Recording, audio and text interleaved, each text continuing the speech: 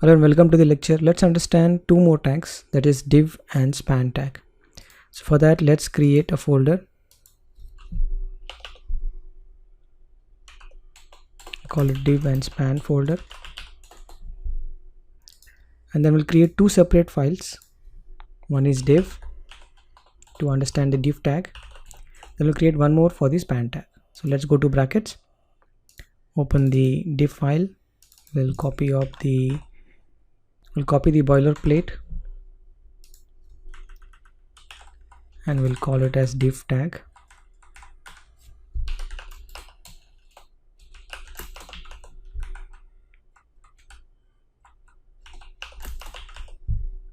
Okay, I will remove all these things. Let's understand what is the purpose of the div tag.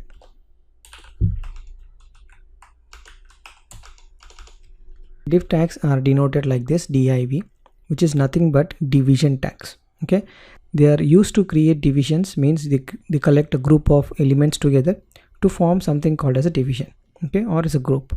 So div tags are called as division tags and they help to divide the tags into groups. Okay, and then you can actually apply special formatting onto them. We haven't learned about CSS yet, but when you go to CSS you will see the power of div. The div is basically something like a container. You put all the elements inside it and then you apply some rules on that container, and when you apply that rule on the container, all the elements, that is p tag, h tag, horizontal line, whatever is the tags inside this div tags will get that rule applied. So divs are very popular tags in HTML. So if you take any random page online, right click and view source, you will find that there will be div tags, because div tags are division, they are containers, so you group elements together. Okay, and div act as a container to wrap the elements together. So let me even write that. They act as container to wrap the elements together. Okay, so one thing that you have to remember about div tags are, well, you group elements using div, okay, but you don't write content inside it. Okay, I'll explain you what that means. When we write content, we use p tag, right? You can even write div tag, right? But we don't use div tag to write content.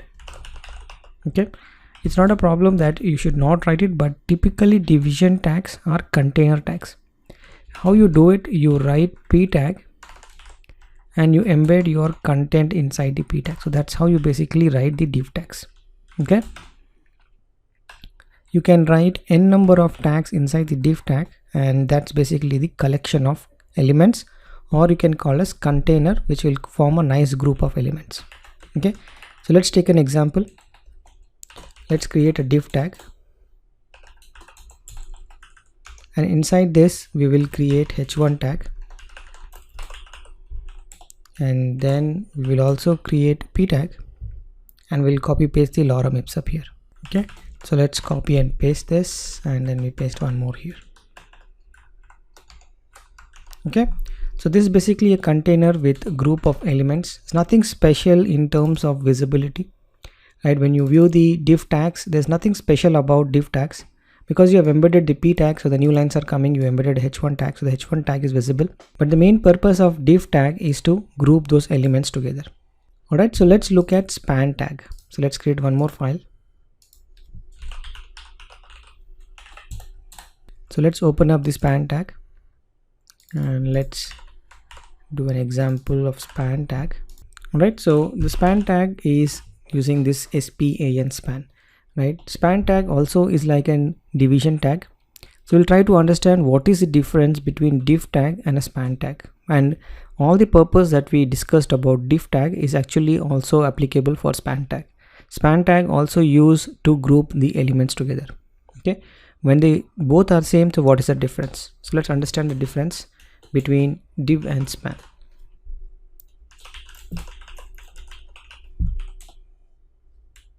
So let's write a line here, then let's write a span tag.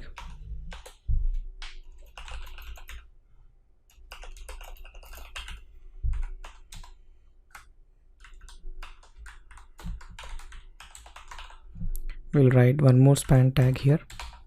Okay, and what I'm going to do is I'm going to use the same content and I'm going to use the div tags.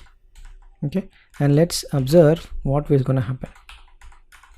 You will understand what is the difference between a divs and a span tag. Okay, so once you run this, you have two text, 1 and 2, and 1 and 2 here. 1 and 2 wrap with span and 1 and 2 wrap with div. Okay, so let's open this file. Okay, you can see the difference 1 and 2, that is with the span tag. So this is basically with the div tag, right? So you have to say div, and then here you have to say div. That's easy to read then, right? So the difference is very much visible. Span tag does not add new lines, wherein every div tag that you write will embed a new line. So that's the only difference between span and div.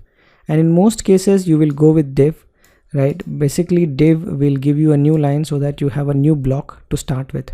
In case you don't want to have any blocks, you just want to have a running text wherein you don't want to have new lines, then you can go ahead and start using the span tag. Okay, but purpose of div tag and the span tag is basically the same. They both help to group the elements together. Okay, so that's all about div and span, and I'll see you in the next one.